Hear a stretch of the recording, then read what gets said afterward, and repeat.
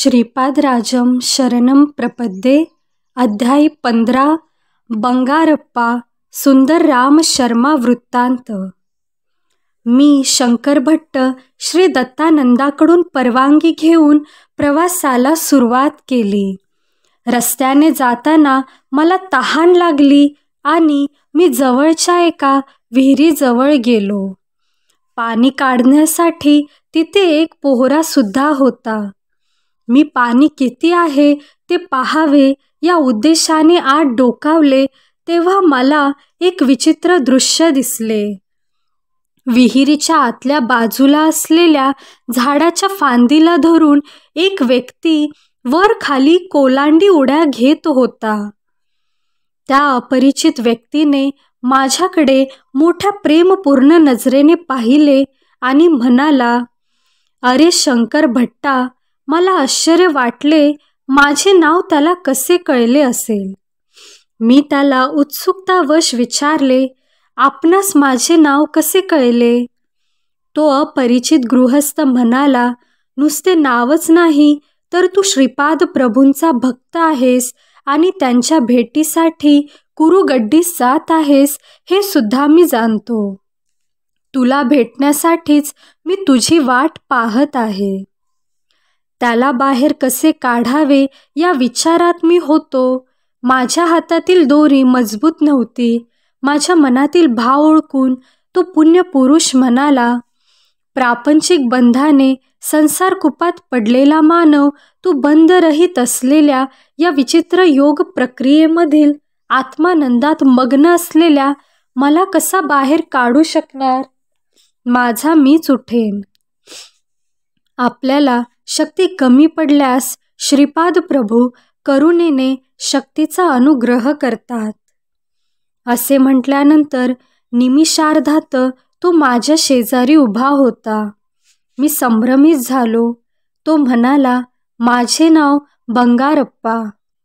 तू तहानलेला दिसतोस, मी तुझी तहान भागवतो." असे म्हणून त्याने त्या पोहऱ्याने भराभर पाणी काढले आणि तो स्वतःच ते पाणी गटागटा प्याला. परंतु आश्चर्य असे की पाणी तो प्यायला, तहान मात्र माझी भागली. याचे मला आश्चर्य वाटले. नंतर आम्ही दोघांनी प्रवास प्रारंभ केला. त्याने माझ्यास सुरुवात केली. "मी स्वर्णकार कुटुंबातील आहे. मी मंत्रतंत्रामध्ये प्रावीण्य मिळविले होते.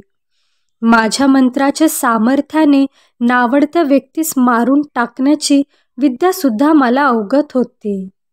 भूत, प्रेत, पिशाच यांच्या सहवासातसुद्धा मी राहिलो होतो. माझे नुसते नाव ऐकून लोक घाबरत. ज्या गावात मी जाई तेथील लोक मी भूत प्रेतांचे प्रयोग करू नये म्हणून मला विपुल धन आणून देत. माझ्या चेहऱ्यावरील साधारण मनुष्याच्या चेहऱ्यावर दिसणारी प्रसन्न कळा लोप पावून भूतप्रेतांची असलेली विकृत कळा, क्रूर स्वभाव माझ्या चेहऱ्यावर दिसू लागला.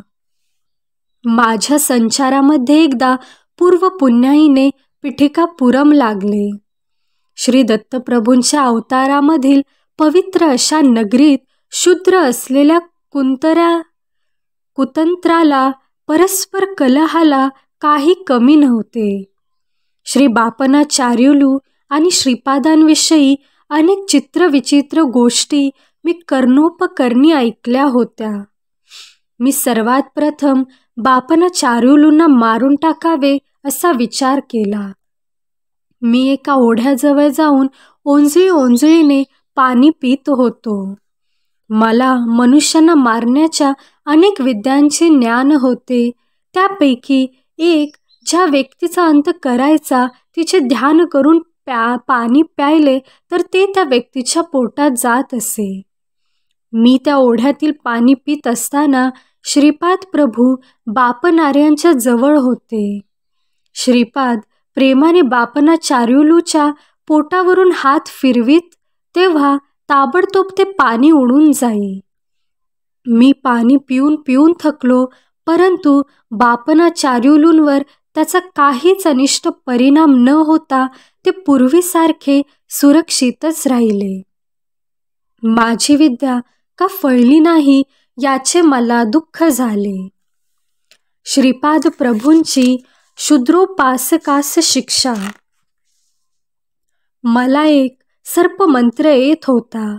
त्या मंत्राच्या योगाने इच्छित व्यक्तीच्या घरी सर्प जाऊन दंश करीत असे. मी बापनाचार्युलूंचे ध्यान करून तो मंत्र उच्चारण केला. अनेक सर्प बापनार्युलूंच्या घरी गेले आणि घरी असलेल्या एका वेलावर पडवळाप्रमाणे लोंबकळू लागले. परंतु ते बापनाचार्युलूंना काहीच करू शकले नाहीत. 2 मुहूर्तांचा काळ झाल्यावर ते जेथून आले होते तिथून निघून गेले. माझा दुसरा प्रयत्नसुद्धा फसला होता. माझ्या अंकित असलेले भूतप्रेत बापनाचार्युलूंच्या घराजवळ सुद्धा फिरकू शकत नाहीत. हा सर्व श्रीपाद प्रभूंच्या लीलांचा चमत्कार असल्याचे मला कळून चुकले. एवढे झाले तरी माझी राक्षसी प्रवृत्ती कमी झाली नाही.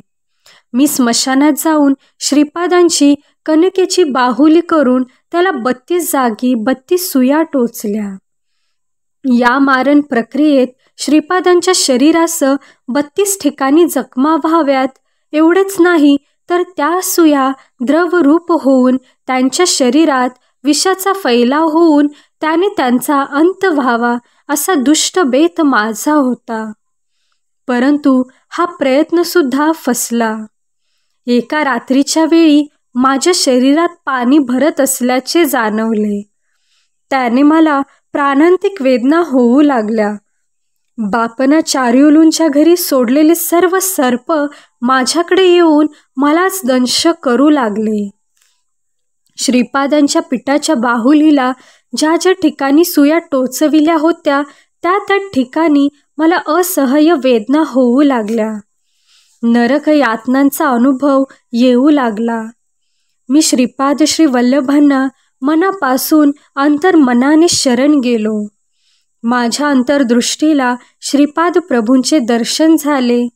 ते म्हणाले, बंगारप्पा, तू केलेल्या महापापाला अनेक वर्षे इहलोकांत दुःख भोगल्यानंतर नरकात सुद्धा दुःखाचा अनुभव घ्यावा लागला असता. परंतु मी तुझ्यावर कृपा करून या एका रात्रीत झालेल्या यातनांद्वारे कर्माचा नाश करीत आहे. तुझ्या सर्व क्षुद्र विद्यांचा सुद्धा नाश करीत आहे. तरी पण कोणी तहानेने व्याकुळ झालेला मानव तुझ्या अंतर्दृष्टीस दिसल्यास तू स्वतः पाणी पिऊन त्याची तहान भागवू शकशील. कोलांटी खात झुलणे ही एक योग प्रक्रिया आहे. त्याचा अभ्यास करून तू आनंदाची प्राप्ती करून घेशील. आजपासून सात्विक प्रवृत्तीचा स्वीकार करून जगशील. माझ्या माता पित्यांच्या घरी किंवा श्री बापनाचार्युलूंच्या घरात पाय ठेवण्यास सुद्धा बहुजन्मांचे पुण्य असावे लागते. तुला या जन्मात तरी तसे भाग्य नाही. जीवन देणारा परमेश्वर आहे म्हणून प्राण काढून घेण्याचा अधिकार सुद्धा त्याचाच आहे. माता पिता जन्मदाते असल्याने परमपूज्य असतात. त्यांचा वृद्धापकाळात अनादर करणाऱ्यांकडे माझा कृपा कटाक्ष नसतो. तू आपल्या क्षुद्र विद्येने कितीतरी निष्पाप लोकांना अकाली मृत्यू दिलास. त्या पापाचे फळ तुला शंकरभट्ट नावाच्या कन्नड ब्राह्मणाची भेट होईपर्यंत राहील. नंतर निशेष होईल. तो शंकरभट्ट माझे चरित्र लिहील असे श्रीपाद प्रभू मला म्हणाले होते. ही घटना घडली तेव्हा श्रीपादांचे वय 7-8 वर्षांचे होते. त्या दिवसापासून मी तुझी वाट पाहत आहे. आज माझा चांगला दिवस आहे असे बंगारप्पा म्हणाले. ही घटना गोंधळात टाकणारी होती. नंतर मी असमंजसपणे म्हणालो, तुम्ही पाणी प्यायले तर दुसऱ्याची तहान कशी भागते? यातील मर्म काय? त्यावर बंगारप्पा म्हणाले, एका योग प्रक्रियेने मी इतर जीवांच्या प्राणमय शक्तीमध्ये अनुसंधान साधतो. त्याद्वारे हे तादात्म्य भावनेने साध्य होते. रामायणकाली किष्किंधा नगरीचा वानर राजा वाली यास एका योग प्रक्रियेद्वारे त्याच्या समोर युद्धास आलेल्या योद्ध्याच्या शक्तीच्या दुप्पट शक्ती प्राप्त होत असे. या कारणानेच श्रीरामांनी झाडाच्या मागे लपून त्याचा वध केला होता. विश्वामित्र महर्षींनी राम लक्ष्मणांना बला अतिबला नावाच्या 2 अत्यंत पवित्र मंत्राचा उपदेश केला होता. या मंत्रातील स्पंदनांच्या प्रभावाने प्राणशक्तीची सिद्धी करता येते. मानवाच्या शरीराच्या शुद्धिक्रमाच्या 12 अवस्था आहेत. श्रीरामांचा देह 12व्या अवस्थेत होता. श्रीपादांचा देहसुद्धा 12व्या अवस्थेत असल्याने त्यांच्यातील अनंत शक्ती, अनंत ज्ञान, अनंत व्यापकत्व सहज सिद्ध असे आहे. साधन मार्गातील 7 भूमिकांचा विचार. मानव त्याच्या विकासात 7 भूमिकेत असतो. पहिल्या भूमिकेत स्थूल देहेंद्रिये, सूक्ष्म देहेंद्रिये एकाच वेळी उपयोगात आणू शकतो. दुसऱ्या भूमिकेत सूक्ष्म देहेंद्रियांच्या आधारे सूक्ष्म प्रपंच अनुभवत छोटे छोटे चमत्कार करण्याचे सामर्थ्य प्राप्त होते. तिसऱ्या भूमिकेत सूक्ष्म शरीराच्याद्वारे दूर प्रयाण करू शकतो. तिसऱ्या व चौथ्या भूमिकांच्या मध्ये वशीकरण केंद्र असते. वशीकरणात असताना ज्या स्थितीत असतो त्याच स्थितीत आपण राहतो. गौतम ऋषींनी अहिल्यास शाप दिला तेव्हा ती आश्चर्यचकित झाली. तिला आपण शील चैतन्यात आहोत असा दृढ विश्वास होता. ती श्रीरामाच्या दर्शनापर्यंत त्याच स्थितीत राहिली. अहिल्याचे शरीर शिला स्थितीत गेले होते तसेच तिचे मन त्या स्थितीत गेले होते. म्हणजे ती तिसऱ्या व चौथ्या भूमिकेच्या मध्येच असलेल्या वशीकरण केंद्रात राहिली. श्रीरामाची पायधूळ लागताच तिचे मनोपुष्प विकसित झाले आणि ती स्वतःच्या सहज स्थितीत आली. चौथ्या भूमिकेला पोहोचलेल्या आत्म्याला अतिशय विस्तारित योग शक्ती लाभते. यासाठी आपल्या योग शक्तींचा लोक कल्याणार्थ अंतरात्म्याच्या बोधानुसार विनियोग केला तर उच्च स्थिती प्राप्त होते. परंतु पाप कार्याला निमित्त होणारे तुच्छ स्वार्थ प्रयोजनासाठी ही शक्ती वापरली तर पतन अवस्थेला जाऊन शिला चैतन्यात पडण्याची भीती असते. त्यानंतर अनेक हजारो जन्मांनंतर मानव जन्माला येता येते. 5व्या भूमिकेवर असलेले साधक संकल्पज्ञानी असतात. 6व्या भूमिकेवरील साधक भावज्ञानी असतात. संकल्पज्ञानी साधक दैवी साक्षात्काराबरोबर प्रापंचिक कार्यकलाप सुद्धा चालवितात. भावज्ञानी साधकांना प्रापंचिक कार्यकलापाचा ध्यास फार कमी असतो. 7व्या भूमिकेवरील साधक परमात्म्याच्या जवळ असलेल्या ज्ञानाची प्राप्ती करून घेऊ शकतात. अवतारी पुरुष व साधकातील भेद. बंगारप्पांनी सांगितलेल्या गोष्टी ऐकल्यावर माझ्या मनात काही संदेह निर्माण झाले. त्यांचे निराकरण करण्यासाठी मी शंकर भट्ट प्रश्न केला. महाराज, जीवनात केवळ परिणाम क्रम असतो का? काय हे अवतारी पुरुषांना सुद्धा लागू पडते? यावर बंगारप्पा म्हणाले, अवतारी पुरुष काळाच्या महिमाने निर्माण होतात. मानव जेव्हा भगवंत होतो तेव्हा त्याला समर्थ सद्गुरू असे म्हणतात.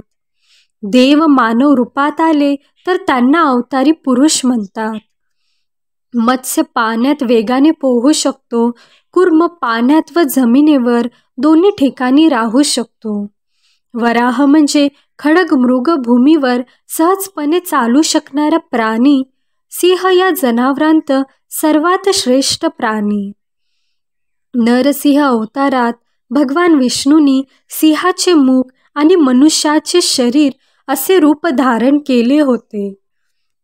याचना प्रवृत्ती असणारा तमोगुण प्रधान असलेला वामन अवतार, रजोगुणयुक्त असलेला परशुराम अवतार, सत्वगुण प्रधान असलेला तो रामावतार, त्रिगुणांच्या अतीत असलेला निर्गुण तत्व प्रधान असलेला श्रीकृष्ण अवतार, कर्मप्रधान असलेला तो बुद्ध अवतार, समस्त सृष्टीतील एकत्वातील अनेकत्व आणि अनेकत्वातील एकत्व स्वतःमध्ये समावून घेणारा अत्यंत अद्भुत, अत्यंत विलक्षण युगावतार म्हणजे श्रीपाद श्री वल्लभावतार.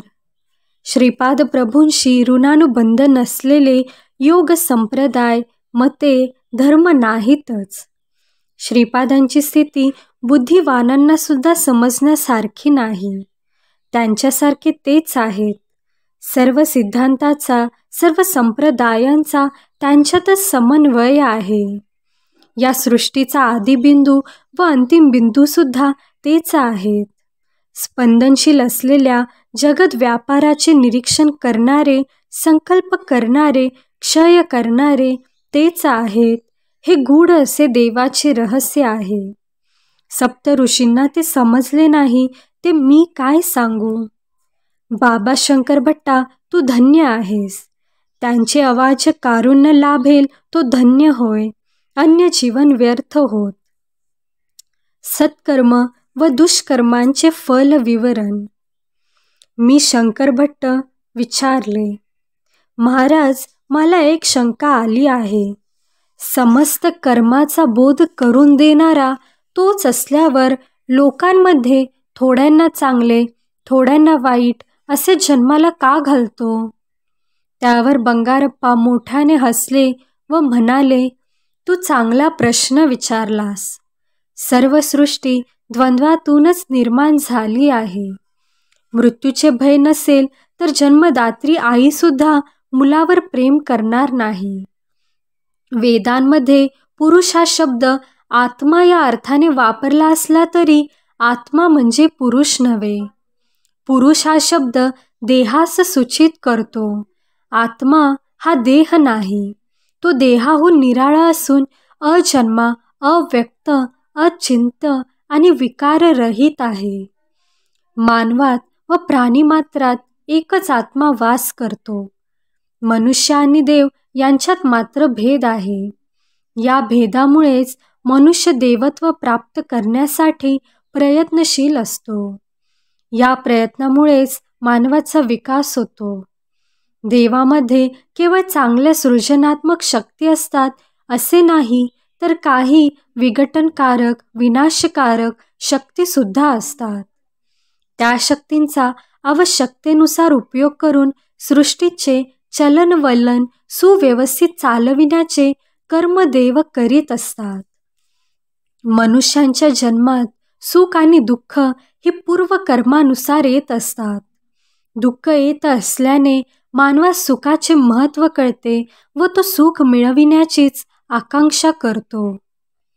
सृष्टीमध्ये असे दिसून येते की अनेक दुष्ट, कुकर्मी, नास्तिक, जनतेला छळणारी लोक अत्यंत सुखाचे जीवन जगतात आणि सत्यवचनी, प्रामाणिक, सदाचारी, सच्चिल व्यक्तींना अनेक दुर्धर संकटांना तोंड द्यावे लागते. अशा विपरीत स्थितीचे कारण असे की कुकर्म करून सुद्धा अत्यंत सुखाचा उपभोग घेणाऱ्या लोकांनी पूर्वीच्या जन्मांत काही सत्कर्मे केली असणार आणि त्याचे फलस्वरूप त्यांना आज असलेले सुख प्राप्त झाले आहे. तसेच अत्यंत प्रामाणिक, सच्चिल, सज्जन लोक आज जी दुःखे भोगताना दिसतात ती त्यांच्या पूर्वजन्मातील पाप कर्मांचे फलस्वरूपच. मनुष्यास आपल्या पाप अथवा पुण्याचे फळ तात्काळ मिळत नाही, त्यास काही वेळ लागतो. परंतु पाप किंवा पुण्य अत्यंत तीव्र स्वरूपाचे असल्यास त्याचे फळ लवकर मिळते. चांगले अथवा वाईट कर्म करणे मानवाच्या हाती असते. समाजात अधर्माची वाढ होऊन दुष्ट दुराचारी लोकांकडून सज्जनांचा, संतांचा छळ होऊ लागतो. त्या वेळी भगवान सगुण रूपात अवतार घेऊन पापी दुराचारी लोकांचा नाश करून धर्माचे संत सज्जनांचे रक्षण करतात. हजारो वर्षांपासून आकाशात तारे, ग्रह, चांदण्या होत्या, परंतु त्या सध्याप्रमाणे सुव्यवस्थित नव्हत्या. कालांतराने या तारामंडलातील अनेक तारे खाली पडून त्यांचे दगडात रूपांतर झाले. अनेक ग्रह एकमेकांत मिसळून गेले. पृथ्वीसह सारे ग्रह सूर्याभोवती परिभ्रमण करतात. या ग्रहांच्या आकर्षण विकर्षणानेच सृष्टी चलित आहे. ती सूर्याभोवती परिक्रमा करीत असते. परमेश्वराविषयी आकर्षणाने लोक आस्तिक होतात व सत्कर्म करण्यास प्रवृत्त होतात. ज्या लोकांमध्ये परमेश्वराविषयीचे आकर्षण नसते ते नास्तिक होऊन दुष्कर्मे करण्यास प्रवृत्त होतात. या दोन्ही प्रकारच्या कर्मांना ते स्वतःच आधार असतात. वेलू प्रभू महाराजांचा गर्वभंग. पिठिकापुरम या नगरीत वेलू प्रभू नावाचे एक महाराज राज्य करीत होते. ते वेश बदलून नगरात फिरून प्रजेची स्थिती अवलोकन करीत. एकदा त्यांना श्रीपाद श्री वल्लभांना भेटण्याची इच्छा झाली. त्यांनी आपल्या सेवकास अप्पलराज यांच्या घरी पाठवून आदेश दिला की श्रीपाद श्री वल्लभ स्वामींना तात्काळ घेऊन यावे. घरात स्वामींचे आजोबा बापनाचार्युलू होते. सेवकांनी त्यांना राजाज्ञा सांगितली. आजोबांनी स्वामींना सांगितले, पिठिकापुरमच्या महाराजाने तुला भेटीस बोलावले आहे. श्रीपाद प्रभू म्हणाले, तात, राजाच्या मनात भक्तिभाव नाही. तो अहंकार पूर्ण वृत्तीने मला येण्याची आज्ञा करतो आहे. त्याला वाटते आपण महाराज आहोत, आपली सत्ता सर्वांवर चालते. आपण म्हणू तसे झाले पाहिजे, परंतु माझे दर्शन एवढे सोपे नाही हे तो जाणत नाही. मी महाराजांच्या भेटीसाठी जाणार नाही. स्वामी राजाच्या सेवकाला म्हणाले, तुमचे महाराज केवळ या पिठिकापुरमचे राजे आहेत, परंतु मी तर समस्त विश्वाचा चक्रवर्ती सम्राट आहे. तुमच्या महाराजांना सांगा की माझ्या दर्शनाची इच्छा असल्यास स्वतः आपण आमचे घरी यावे. येताना गुरुदक्षिणा व चक्रवर्ती सम्राटा शोभेल असा नजराणा घेऊन यावे. हे स्वामींचे वक्तव्य ऐकून अप्पलराज व त्यांचे पिता बापनाचार्युलू यांनी आपसात विचार विनिमय करून सेवकांना निरोप देऊन पाठवून दिले. सेवकांनी स्वामींचा निरोप राजास कळविला. तो ऐकून महाराज अत्यंत संतप्त होऊन म्हणाले, मी या नगरीचा महाराजा आहे. माझ्या आज्ञेचे श्रीपाद श्री वल्लभ कसे उल्लंघन करू शकतात ते मी पाहतो. एवढे वाक्य बोलताच भोवळ येऊन सिंहासनावरून खाली पडले. सारे सेवक सिंहासनाजवळ धावले. त्यांनी राजास पाणी पाजून सावध करण्याचा प्रयत्न केला, परंतु त्याची सर्व शक्ती गेल्याप्रमाणे होऊन भयंकर अशा नरक यातना होऊ लागल्या. तात्काळ राजपुरोहित श्री कोट सुंदर शर्मा यांना बोलावणे पाठवले. त्यांनी महाराजांची परिस्थिती पाहून स्वतः श्री दत्तात्रेयांची श्रद्धाभावाने पूजा करून तीर्थप्रसाद महाराजांना आणून दिला व विभूती कपाळी लावली. राजपुरोहित म्हणाले, पाहिलात ना माझ्या अर्चनेचा परिणाम. आपण श्रीपाद श्री वल्लभांच्या दर्शनाची इच्छा केली ती व्यर्थ आहे, कारण ते स्वतःच श्री दत्तप्रभूंचे अवतार आहेत. त्यांच्या पूजेने लहान सहान सिद्धी प्राप्त होतात. बापनाचार्युलूंना सुद्धा त्यांच्यामुळेच मंत्रसिद्धी प्राप्त झाली आहे. श्री व्यंकटशास्त्री हा धूर्त वैश्य स्वामींना अनेक सिद्धी प्राप्त आहेत असा प्रचार करीत असतो. महाराज, आपण बलवान असला तरी श्री स्वामींना बांधून आणणे योग्य नाही व ते आपल्या फायद्याचे नाही. महाराज राजपुरोहिताला म्हणाले, श्रीपाद श्री वल्लभांनी काही दुष्ट शक्तीचा उपयोग करून आम्हास त्रस्त केले आहे, यावर आपण काही उपाय सुचवावा. राजपुरोहित म्हणाले, महाराज, आपण विद्वान ब्राह्मणांकडून श्री दत्त पुराणाचे पारायण करून घ्यावे. स्वयंभू दत्तात्रयांची पूजा करून समाराधना करावी आणि ब्राह्मणांना भूदान, सुवर्णदान, अन्नदान करावे. असे केले असता श्री दत्तप्रभू प्रसन्न होऊन आपली व्याधी पूर्ण बरी करतील. राजाने राजपुरोहितांच्या सांगण्याप्रमाणे विद्वान ब्राह्मणांकरवी श्री दत्त पुराणाचे पारायण प्रारंभ केले. परंतु आश्चर्य असे घडले की पारायण सुरू केल्यापासून गावातील चोरांचा सुळसुळाट अधिकच वाढला. त्यांच्यावर आळा घालणे राजास कठीण झाले. महाराजांना त्या रात्री स्वप्नात आपले पितर दिसले. ते अगदी क्षीण, अशक्त आणि दीनवान दिसत होते.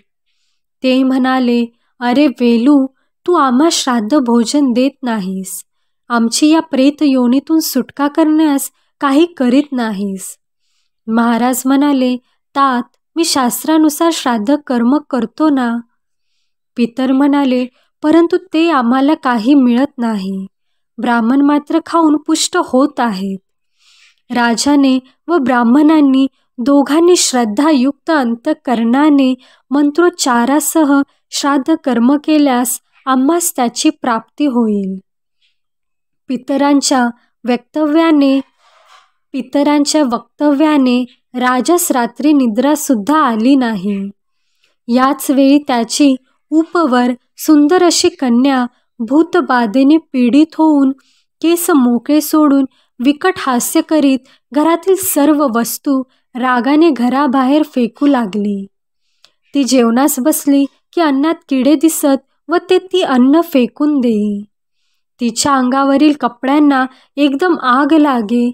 अशा प्रकारे महाराजांना सर्व बाजूंनी संकटांनी घेरले. त्यांची स्थिती अत्यंत दयनीय झाली.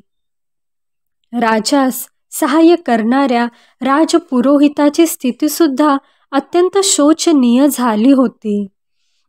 त्याची सौम्य सोज्वळ स्वभावाची पत्नी एकाएकी अत्यंत क्रोधित स्वभावाची होऊन पतीच्या शिरावरच भांडे आपटू लागली.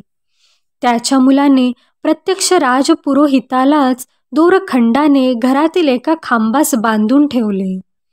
त्याला जेव्हा भूक लागली तेव्हा त्याच्यासमोर एक गवताचा भारा ठेवून तो न खाल्ल्यास पोळविण्यास सुरुवात केली. पारायणासाठी निवडलेले ब्राह्मण पारायण संपवून जेवण करून घरी येताच त्यांना घरी धुमाकूळ घालणारी भूतप्रेते दिसत होती. ती पाहून बिचारे ब्राह्मण अगदी घाबरून जात. ती भूते ब्राह्मणांना म्हणत, तुमच्या महाराजांनी असंख्य पापे केली. आम्हास आमच्या पतीपासून दूर करून अतोनात छळ केला. तुम्ही राजाने वाम मार्गाने मिळविलेले धन दान रूपात घेतले, त्यामुळे आम्ही तुम्हास त्रास देत आहोत. ही सर्व परिस्थिती पाहून ब्राह्मण, राजपुरोहित आणि स्वतः महाराज अगदी घाबरून गेले. त्यांना यातून कशी सुटका करून घ्यावी हे कळेना. अत्यंत भयभीत होऊन महाराज राजपुरोहितांना म्हणाले, दत्त पुराणाच्या पारायणामुळे सर्व दुःखे नाहीशी होऊन सुख प्राप्ती होईल असे वाटले होते, परंतु सारे काही विपरीतच घडले. त्यांना आता श्रीपाद श्री वल्लभ स्वामींच्या सामर्थ्याची कल्पना आली आणि आपण केलेल्या करणीवर पश्चाताप झाला. महाराज राजपुरोहित आणि ब्राह्मणास घेऊन श्री स्वामींच्या दर्शनास गेले. ते सर्वजण स्वामींना शरण गेले आणि क्षमा याचना केली. क्षमाशील, दयाघन अशा श्रीपाद राजांनी मोठ्या उदार अंतःकरणाने त्यांचे अपराध क्षमा केले. ते म्हणाले, या सृष्टीमध्ये प्रत्येक जण हा सेवकच असतो.